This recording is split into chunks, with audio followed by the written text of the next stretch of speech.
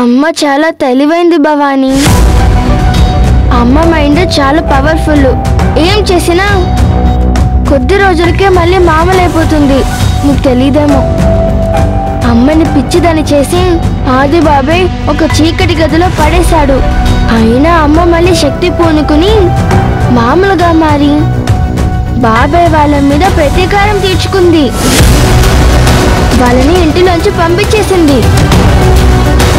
ఆ రావణ్ కూడా అమ్మని ఎన్నోసార్లు ఎన్నో రకాలుగా హింసించాడు. జైలుకి పంపించాడు, కేసులు పెట్టించాడు, దిష్టి బొమ్మలు పెట్టి చంపించాలని చూశాడు.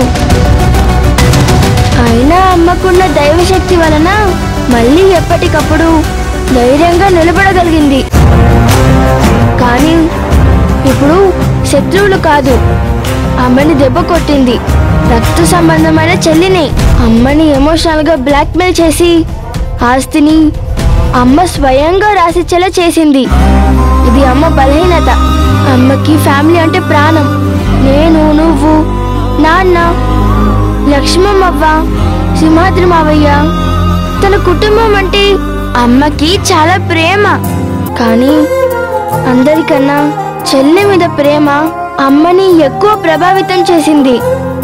అందుకే చెల్లి పక్షాన నిలబడింది. అందుకే మనం కనిపించలేదు. ఇప్పుడు రియలైజ్ అయ్యింది. కానీ ఇప్పుడు చాలా బాధపడుతుంది కదా. పిన్ని కూడా పదే పదే ఇబ్బంది పడుతుంది. మళ్ళీ ఇంకేదో కావాలని అడుగుతుంది. అమ్మకి ధైర్యం ఇవ్వడానికి, అమ్మని మళ్ళీ మామూలుగా చేయడానికి మనం ఏమైనా చేయాలి. అవును, అది నిజమే.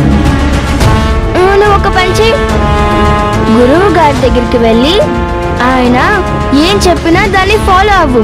ఇంట్లో ఎన్ని పరిస్థితులు ఉన్నాయి, అమ్మని వాళ్ళ చెల్లి ఇబ్బంది పెడుతుంది, ఏదైనా పరిష్కారం ఉందా అని అడుగు.